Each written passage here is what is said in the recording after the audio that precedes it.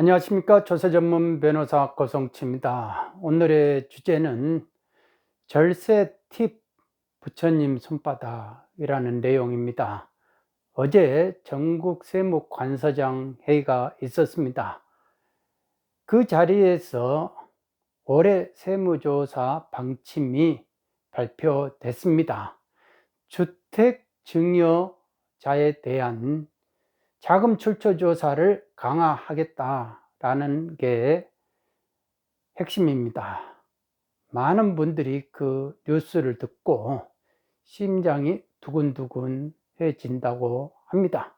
그리고 증여를 하려고 고민을 했는데 그동안 고민하다가 안 했더니 오히려 이게 잘 됐다라는 또 그런 분도 계십니다.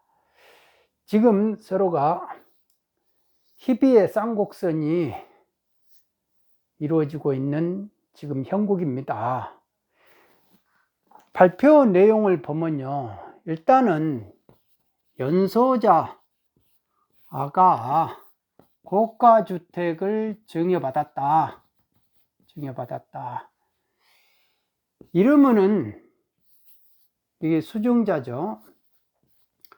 그러면 이 자금 출처를 확인해 보겠다 이겁니다. 근데 이 연소자에 대해서 고가주택 취득 자금 출처만을 조사하는 게 아니고 전 과정을 조사하겠다라는 겁니다. 그러면은 A가 이제 자잖아요. A가 이제 부모라고 이렇게 하면요, 이 주택, 부모의 주택을 이렇게 증여를 했다 이거죠. 그러면 부모는 이 주택을 어떻게 취득을 했냐 이거죠. 그 취득 경위까지도 소급해서 확인해 보겠다는 말입니다. 자식이 이 취득자금 출처가 어떻게 되느냐 이거는 확인해 본다 이거죠. 이거는 당연하게. 그러면 이 사이에서 뭐 부담부 증여를 한다든지 뭐 절세 고수 팁이 있잖아요. 뭐 증여를 현금 증여 일부 하고 이렇게 뭐 다시 이제 사는 식으로 한다든지 뭐 전세 계약을 해 준다든지 그다음 뭐 이런 식이 있잖아요. 이런 게 다 그동안에 이제 증여세를 적게 내는 방법, 증여세를 적게, 그러니까 절세하는 팁이다 라고 생각을 했죠.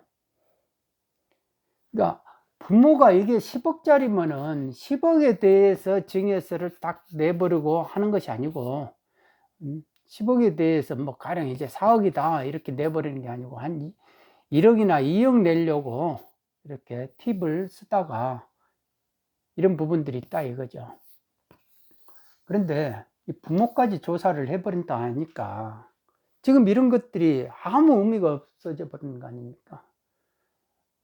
부처님 손바닥 안에 들어있었다 이거죠. 아무리 이런 것을 기술적으로 머리를 이렇게 쓰고 해도 결국은 증여의 어장 안에 들어있는 형국이다 이겁니다.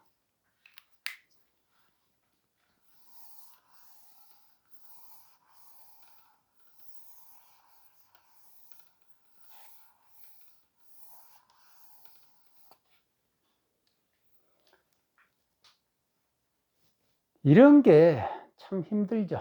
증여자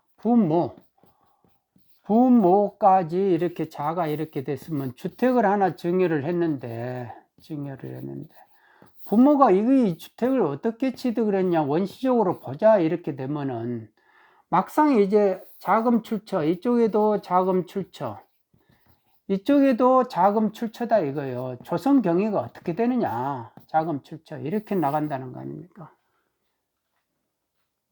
그러면 부모가 이쪽에서 사업을 하고 있다, 사업자다. 그러면 이게 어떻게 됩니까? 종소세 세무조사로 확대된다라는 거는 명확하냐 하다 이거죠. 그래서 결론은 국세청은 이런 식으로 말을 돌려서 말을 하지만 결국은 이 부모를 보고 싶은 거예요. 결론은 핵심은 이쪽이죠. 핵심은 이쪽이다 그겁니다.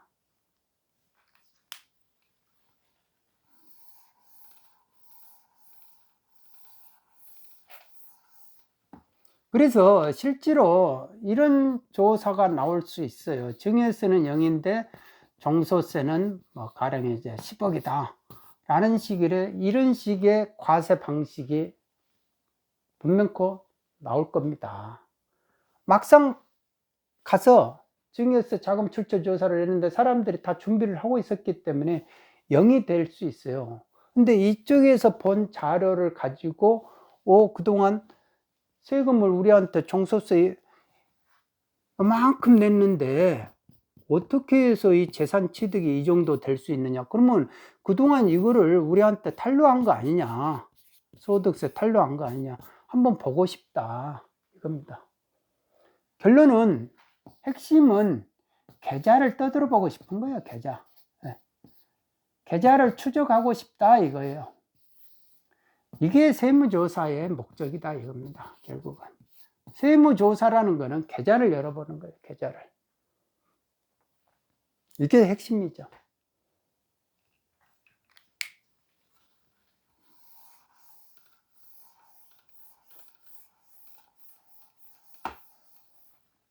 그런데 그동안은요, 이렇게 칼을 들이매는데 이런 성벽이 있었어요.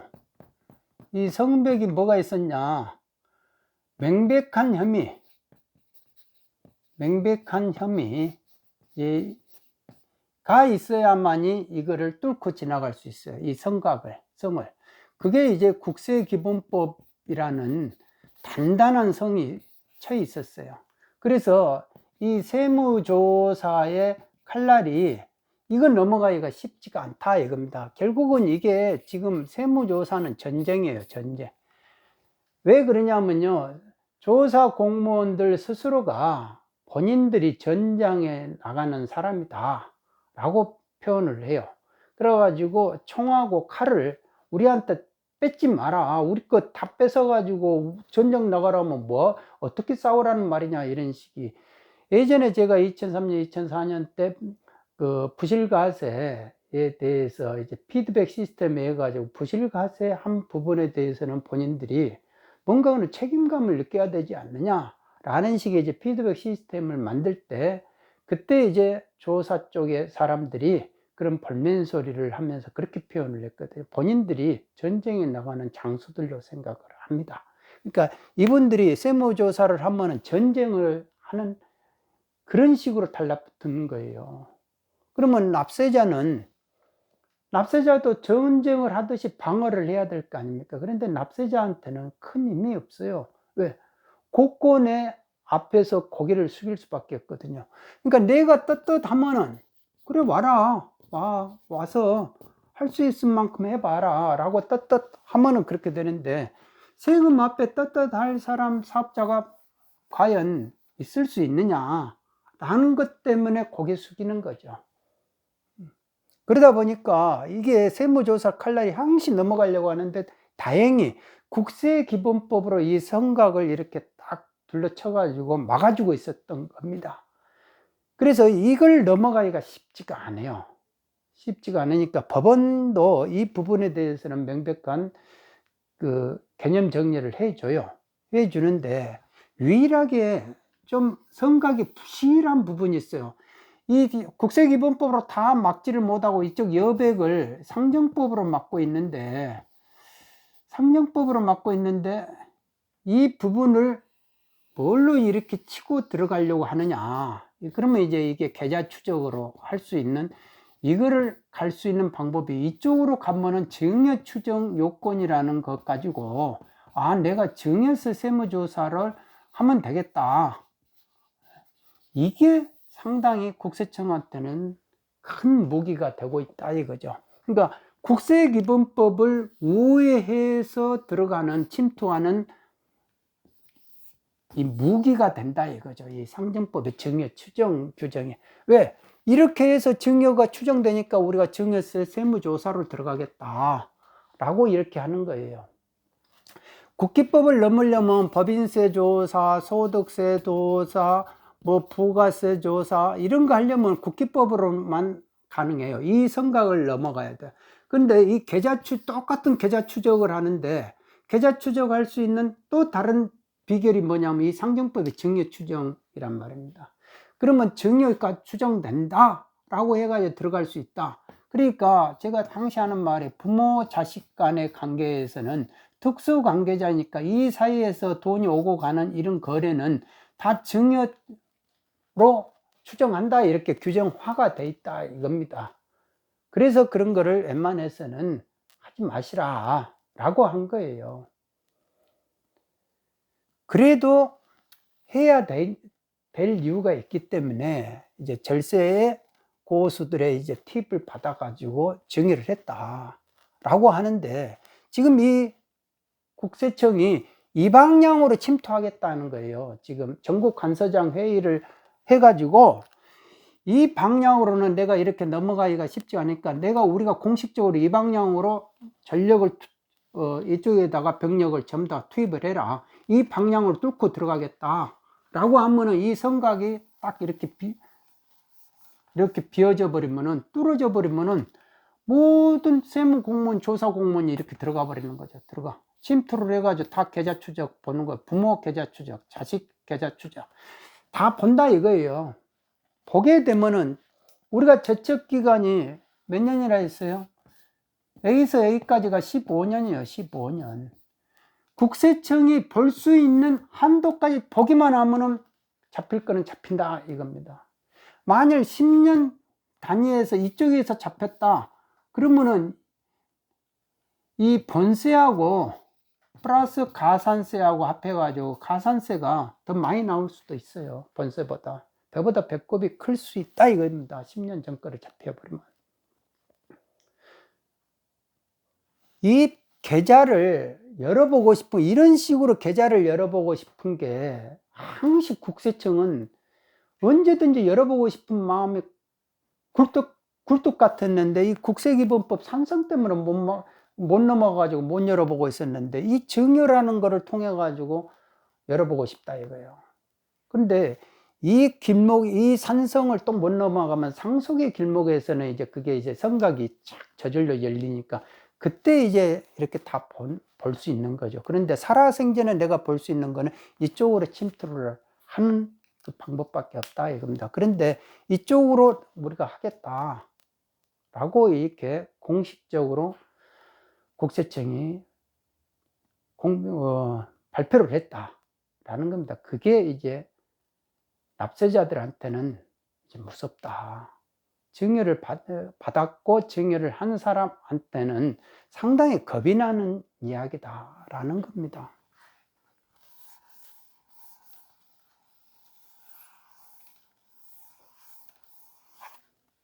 이 정부의 세금 정책이라는 것을 제가 자꾸 말씀드리잖아요. 규제 중심으로 계속 가고 있다는 거 아닙니까? 근데 사람의 이거는 계속 이게 무주택자에서 내가 다주택, 다다주택까지 가지고 싶은 거죠. 다주택 가지고 하고 1주택 있더라도 전세를 징검다리를 삼아가지고 이렇게 가고 싶잖아요. 그런데 여기서는 이 정부 입장에서는 이렇게 거꾸로 가잖아요.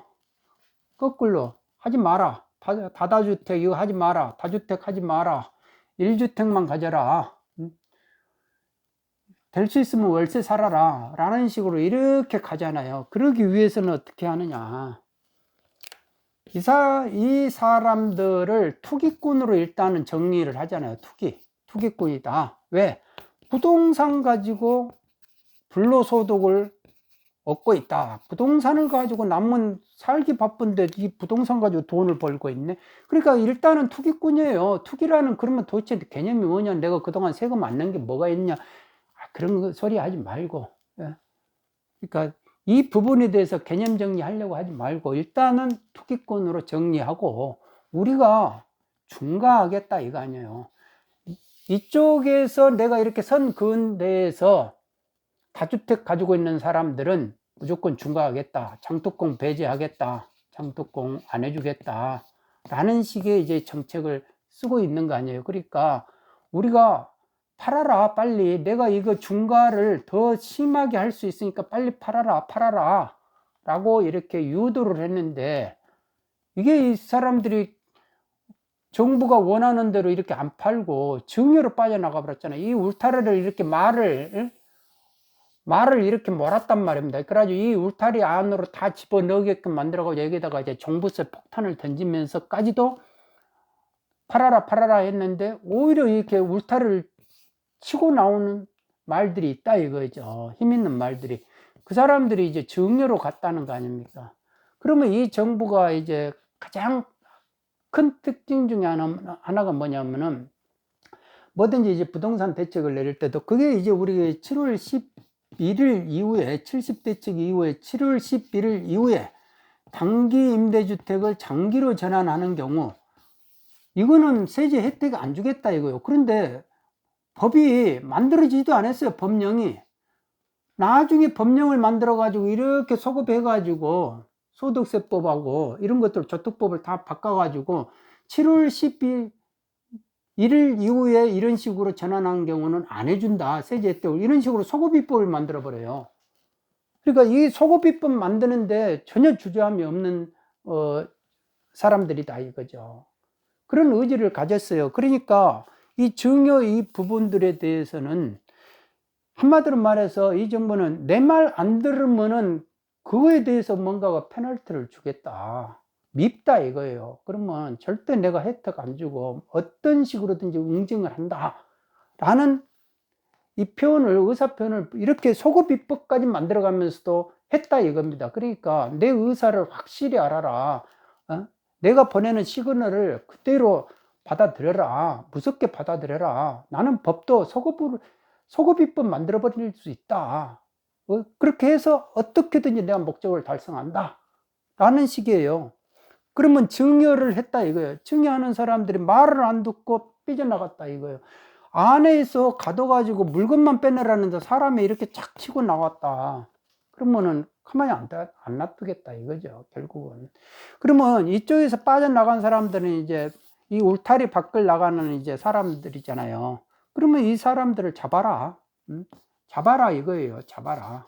그걸 누가 잡아요? 국세청이 잡죠. 국세청이 말 타고 가가지고 이 말을 울타리 안으로 들어갔던 말이 튀어나왔다 하면은 그 잡으러 다니는 거예요.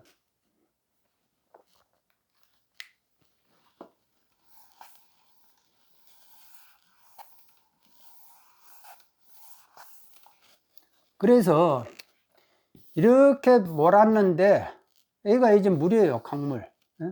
강물이잖아요. 강물인데 이렇게 몰아가지고 팔아라. 이 사이에 얼른 이렇게 팔아라 했는데 안 팔고 버티면서 이렇게 가다가 이렇게 강물로 뛰어드는 거잖아요. 이게 이제 증여의 강물로 뛰어들었기 때문에 완전히 증여 어장이 돼버린 거죠.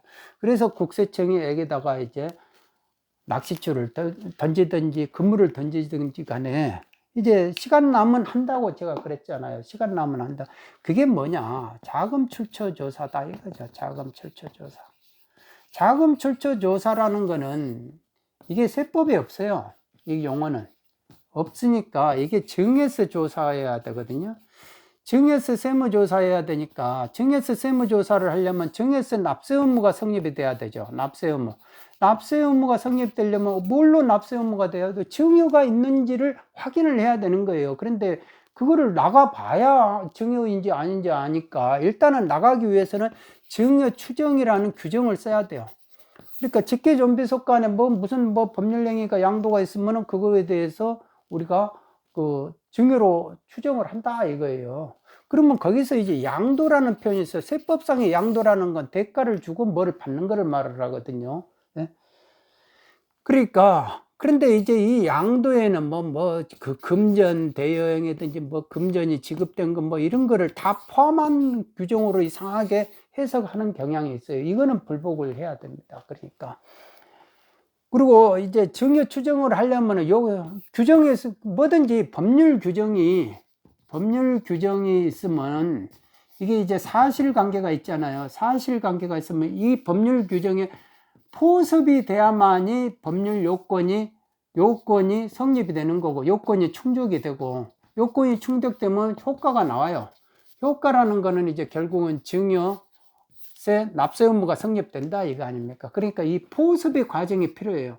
포섭의 과정이 필요하면 1, 2, 3, 4 해가지고 요건 1, 요건 2, 요건 3, 요건 4 이게 다 검토가 돼야 돼가지고 포섭이 됐습니다 라고 국세청이 일단 여기까지는 입증을 해야 된다 이거죠. 그런데 이 부분에서 제가 국세청하고 전쟁을 치러 봤습니다. 실제 상당히 오랫동안 3년 6개월이 넘어가는 전쟁을 치러 봤는데 제가 하소연할 수 있는 데는 법원밖에 없었어요. 그러니까 법원에다가 이 부분에 대해서 요건 1, 요건 2, 요건 3 이런 것이 충족을 검토한 것이 없다. 그거를 내놔라. 국세청 보고 자료를 달라고 해라. 자료를 달라고 해 주십시오. 그러고 나서 판단을 해 주라. 그러면 증여 추정 요건이 해당이 안 됐으면 증여세 세무조사 나오는 게 아니다. 그리고 자금 출처 조사라는 건 세법에도 없기 때문에 결국은 증여세 세무조사로 나와야 되는데 이것을 희석하기 위해서 자금 출처 조사라는 자꾸 이런 식으로 나온다 이거죠. 이렇게 해가지고 이쪽에가 세금 요만큼 냈는데 이렇게 재산은 컸네 이런 식으로 해가지고 무조건 이게 부족한 부분을 뭔가가 세금을 안 냈을 거다 해가지고 우리가 한번 자금 그 출처를 한번 입증하기 위해서 나갑니다 라는 식으로 이런 식으로 말을 해서 나오는 거 그런 거 세법 어디에도 그런 거 없습니다. 그러니까 증여 추정 요건을 해당했는지 일단 그게 제일 중요합니다. 그래야 납세 의무가 생깁니다. 하지만은 둘이 뭉실하게 보는 게 또 이제 법원의 특권이에요. 그러니까 판단하는 사람들은 굳이 뭐 내가 양파 껍질 벗기듯이 내가 그렇게 판단할 의무가 뭐가 있어. 그러니까 사람마다 틀려요. 그냥 둘이 뭉실하게 술에 술 탄다, 물에 물 탄 듯 그렇게 판단하는 사람도 있고 좋은 게 좋은 거지 하면서 국가가 거짓말했겠어? 뭐 이렇게 하고 공무원이 거짓말하겠어? 그리고 공무원이 주는 그 서면대로 이렇게 쓰면요 판결문 쓰기도 좋아요.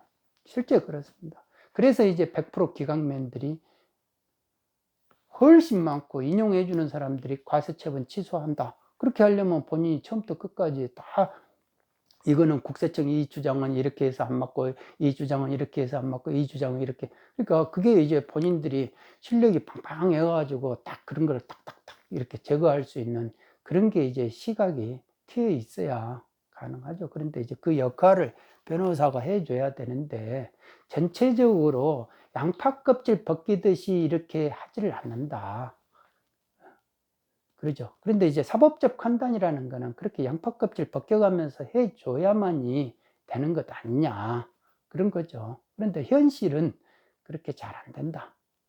알면 봐주고 모르면 칼같이 하는 그런 그 현실은 분명히 있어요. 사람이 하기 때문에. 그러니까 뭐를 봐주려고 하면은 확실히 이렇게 양파 껍질 벗겨가면서 유리하게 하려고 하고 또 기각하려면 양파 껍질 벗겨가지고 그렇게 해버리고 그거야 이제 뭐 그거는 사람이 하는 영역이니까 그거는 어쩔 수 없는 영역이다 하더라도 그러니까 이게 자금 출처 조사를 배제시키기가 쉽지가 않다 이거죠 지금 현실에서. 그래서 이제 국세청이 저하고 전쟁을 할 때 이 자금 출처 조사의 이 부분이 성각을 이렇게 만약 제가 이겨버리면 이게 이쪽으로 못 들어와 버리잖아요. 자금 출처 조사라는 미명하에 세무조사를 못 해요.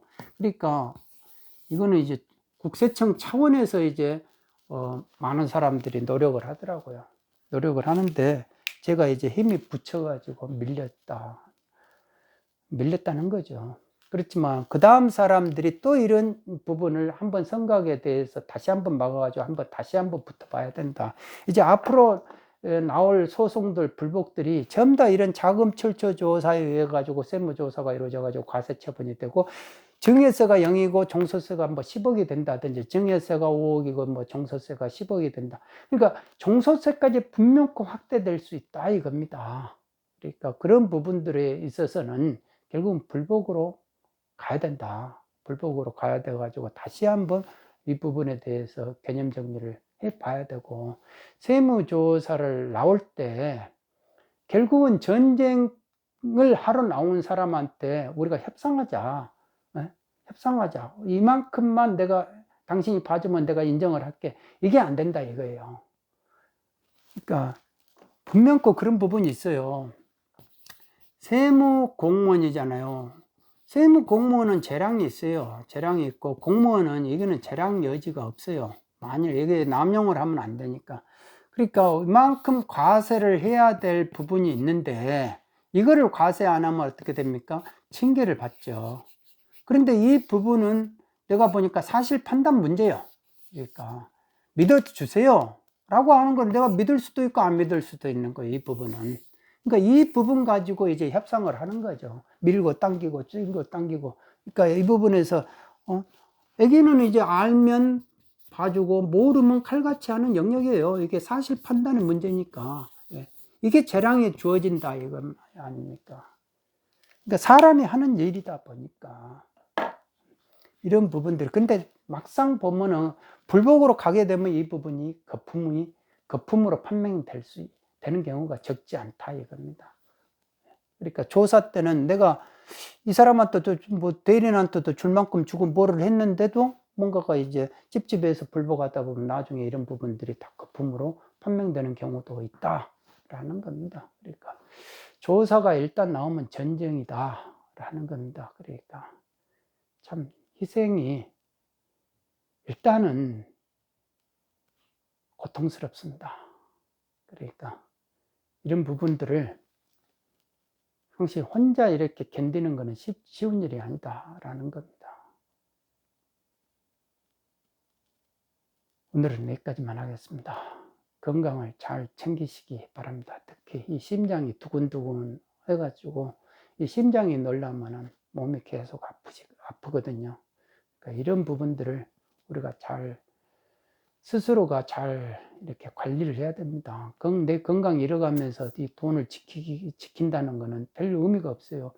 우리가 이제 부모 자식 간의 관계에서는 부모는 자식이 아프면 내 마음 아픈 것처럼 되잖아요.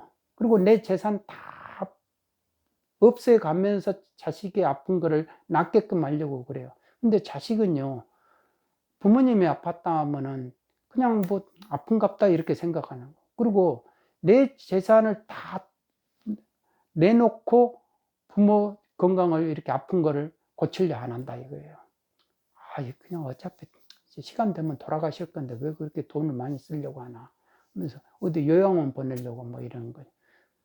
그러니까 부모 자식의 그래서 내리사랑이라 하잖아요. 그러니까 부모는 항시 이렇게 그냥 뭐든지 애달퍼가지고 하나라도 더 주려고 했는데 이게 나라가 이런 거를 인정을 안 하니까 지금 그러니까 괴로운 거죠. 이게 그게 이제 본능이고 천륜이고 뭐 이랬는데 그거를 인정을 안 하고 자꾸 이렇게 역으로 치고 와가지고 부모의 자금 출처까지도 한번 확인해 보자 막 이렇게 되니까 여러분 건강하시기 바랍니다. 감사합니다. 오늘은 여기까지 하겠습니다. 감사합니다.